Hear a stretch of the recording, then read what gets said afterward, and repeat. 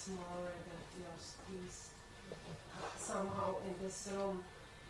So I think we should now go straight to the first session, which is called Selected Mobility Schemes in Horizon 2020. And we will hear some experience from beneficiaries about the implementation strengths and weaknesses. So without any other words, I would like to invite Dr. Mary O'Connell, the ERA chairholder which is now at the State of Masaryk University in Brno in Czech Republic. Okay, so my name is Mary O'Connell, and I'm the ERA chairholder at CTEC in Masaryk University in the Czech Republic. And thank you very much for inviting me here today. I'm going to talk more about mobility today than I'm going to talk about the ERA chair, okay? So, and I'm going to follow on from the last speaker and actually continue on with some of the points you raised. So when I was asked to give this talk, the first thing I thought was this: how can I get your attention? How can I get you off your phones for 5 minutes? Seriously, right? You're all very, very busy. And so am I, and my phone's forever ringing. But what I'm trying to say today is something I believe passionately in. So I was trying to think about, how could I get your attention? How could somebody here just remember something I said, right? And I'm not as cute as a kitten, unfortunately. So let's just start very easy. Right, why is mobility good? Because you're a scientist, you always ask the question, why? What's the problem? How can I solve it? It's very, 1, 2, 3, okay? So why is it important?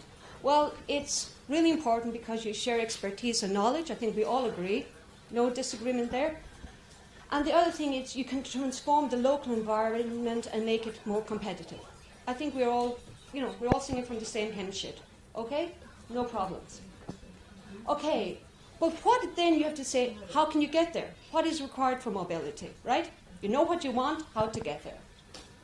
Obviously, you need trained people that are willing to move, because you can't have mobility unless people want to go. Okay? That's obvious. But there's something that a lot of you are forgetting, and I think this is the most important message I'm trying to get across today, is the local population needs to want or seek these people, right? They have to see how good mobility is for them on a national level. And quite frankly, I think the people here in Brussels are not making the policies that the locals want the mobility. And that is your problem, okay? This is my opinion, it's personal, but that's what I believe the problem is. You can disagree with me, but just think about it, okay? So, why can I talk about mobility? Well, I think I can talk about mobility because I've moved a lot. I'm Irish. I did my undergraduate in University College Galway. I did my PhD in Albert Einstein College in New York, did a postdoc at MIT in Massachusetts. I did another postdoc in Switzerland, the Biocenter. I was a group leader in the MRC in Edinburgh. I did a sabbatical in Stockholm University for about 2 years, and now I'm ERA chair in the Czech Republic. So I have moved a lot to different countries, different environments. I think I know what I talk about when I talk about mobility. Many other things I'm not expert on, but moving I am.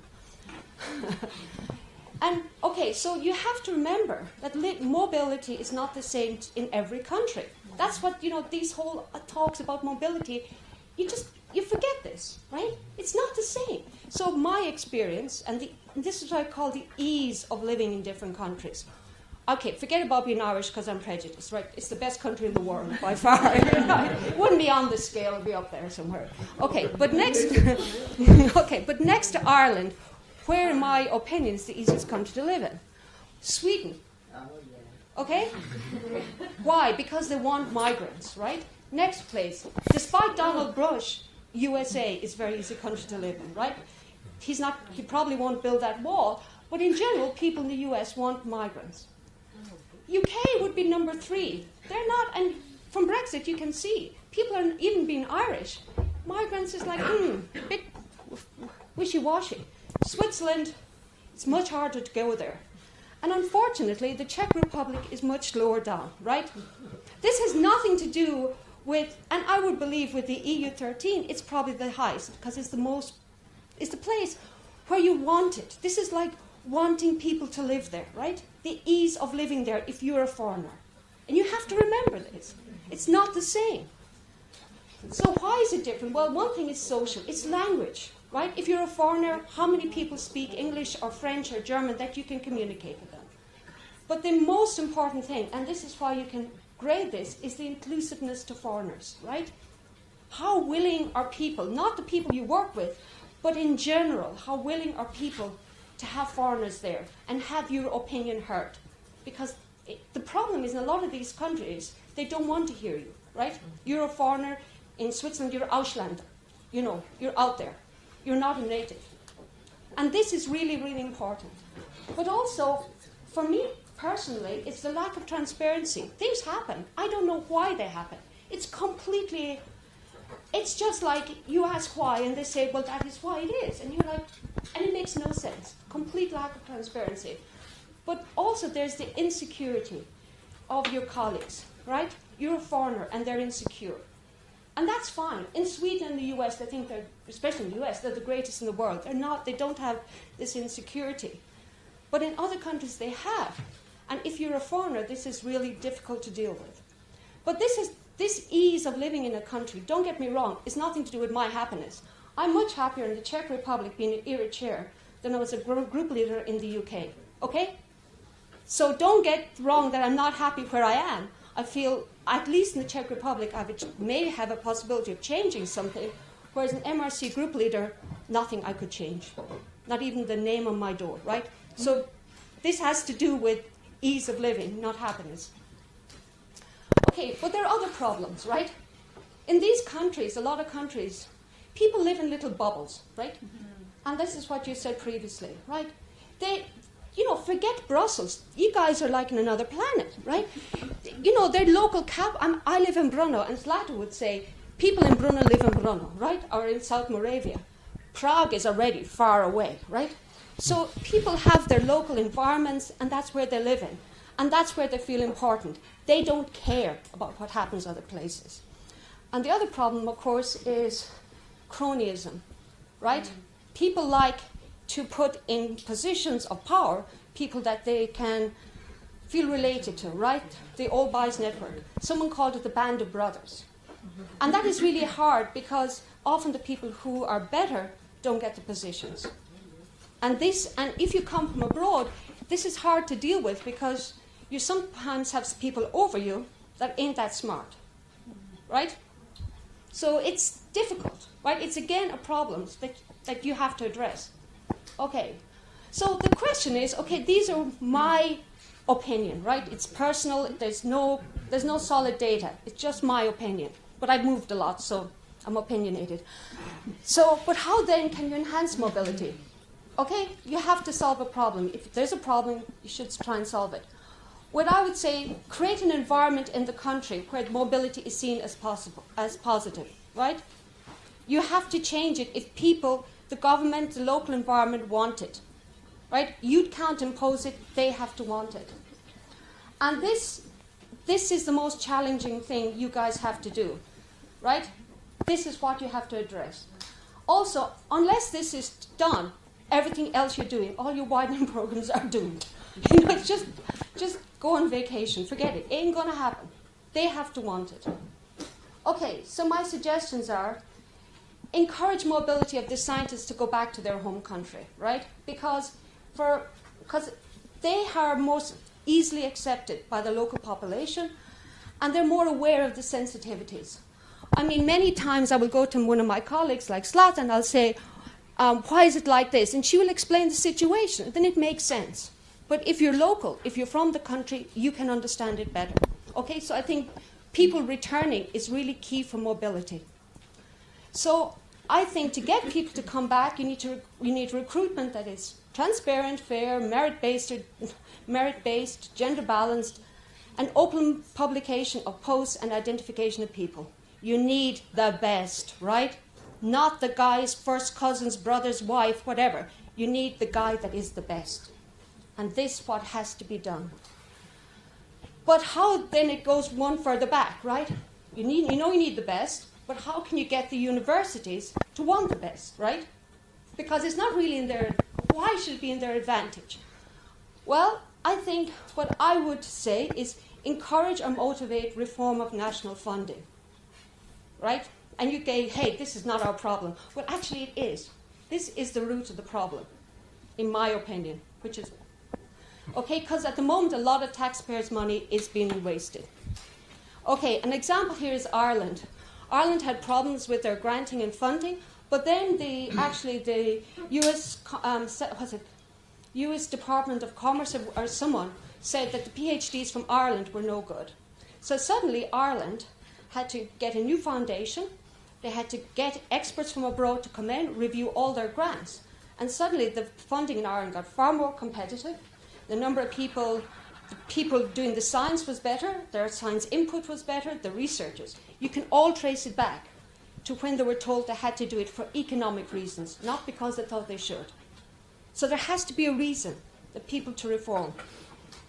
Okay, so I would suggest, and this is one of my favorite slides, is okay, like if, we'll say funding was a national sport, right, like the Olympics, right? I would suggest that in a lot of countries, unfortunately, they would not select Usain Bolt for the Olympic team. Now, you would say, why?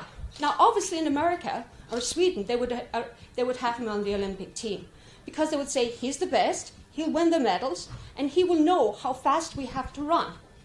But in a lot of other countries that are less secure, they say the opposite. They say, if we have him in our Olympic team, he will show us how slow we are, right? It's a different mentality. And this is the mentality it's nothing wrong with the mentality, but it shows you the insecurity that you have to address. You have to want people to change. And that is the problem. So you can't get people moving unless they're wanted and seen as an advantage. What do you mean by insecurity? Well, it's just that people know that their publishing will say in journals, impact factor of 1. So they don't want someone to come and has like Cell Papers, impact factor of 30.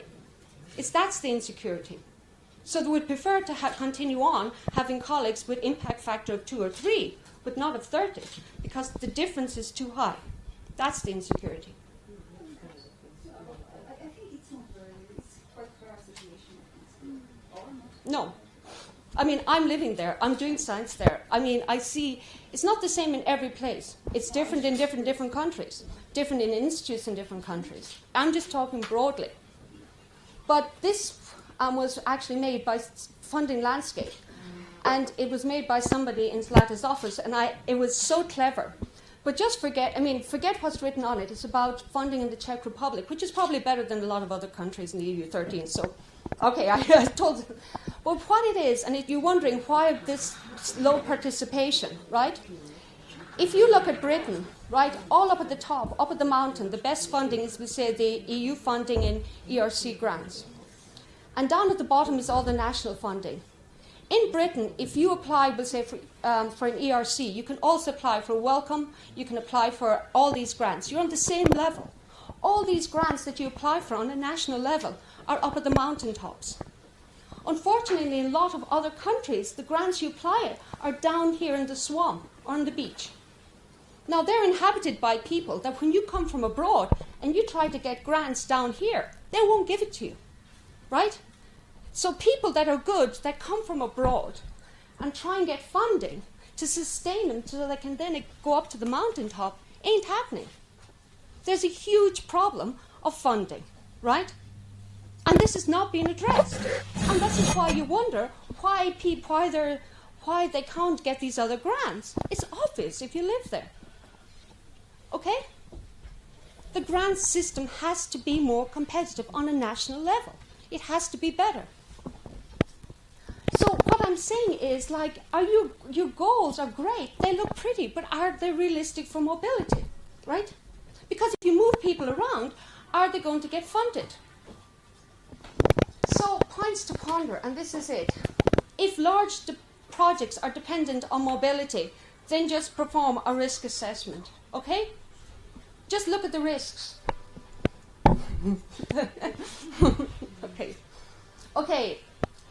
Is it going to be dependent on a large amount of national funding, right? Because if it is, then you suddenly have a huge risk, right? Sustainability is a magic word, right? Sustainability. Forget about the first 5 years. What about after 10 years? Who's going to pay for it? That is the key thing. If it's national funding, where is it going to come from, right? Where in the national funding? Is it going to come from national science? So if your pot is already small, and then you're going to have these huge projects that take half of the pot, this ain't going to work, right? And you also have to think of the local resentment, because now you've got all those natives down there really, really angry with you, right? Ain't going to work. Okay? So, first of all, you have to have the infrastructure in place that can fund the mobility. And this has to be on a national level. So, the problem is not just with the universities. The problem is more structural. In most of these countries, they have ministries. And if you're in charge of funding, it's not an important job. So some of these people are replaced all the time. And I think Zlata will agree with you that she has to talk to different people all the time in the ministry. It's not an important job. And the papers they produce are crazy, right? And they're incomprehensible, even if you're a Czech speaker. And this is probably one of the better countries in the EU13. So what I would suggest is the people here need to be motivated and trained and advised how to run national agencies. Okay? Because you need the structure in place for the next step. Okay, sorry, but who should train them? But this is exactly what I'm saying. There has to be an incentive for them to be trained, right? Because at the moment, there has to be. Right, this is your job. You have to think of it, right? You're clever people. How many people work in Brussels? You should be able to come up with a plan of how to get an incentive that people should be trained.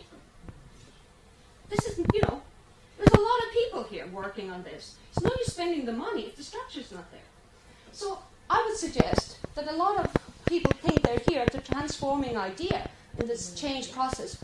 But we're up at resistance. We haven't reached chaos yet.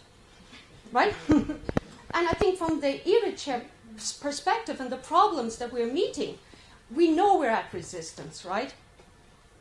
And everybody wants to be down at transforming. Ain't happened. This is what I would suggest. Okay?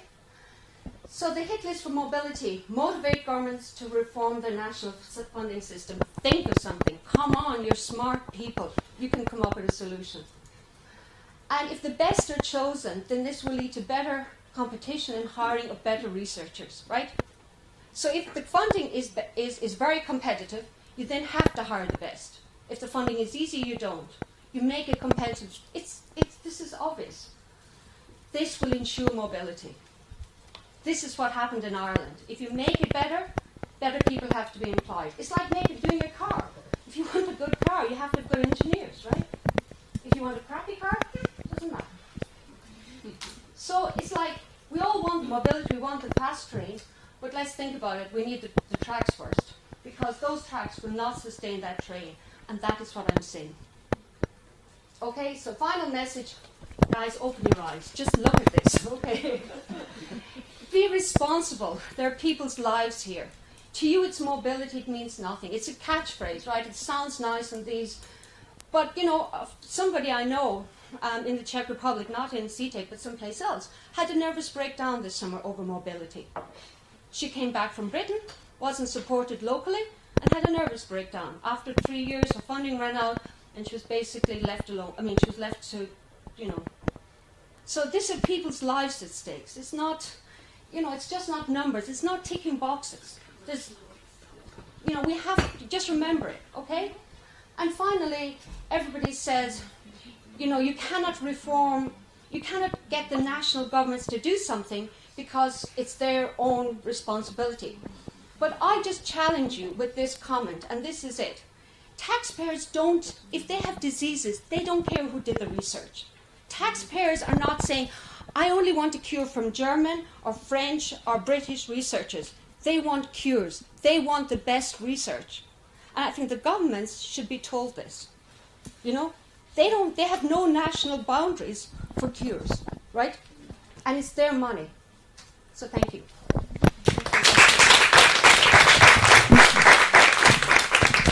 Thank you very much for your presentation.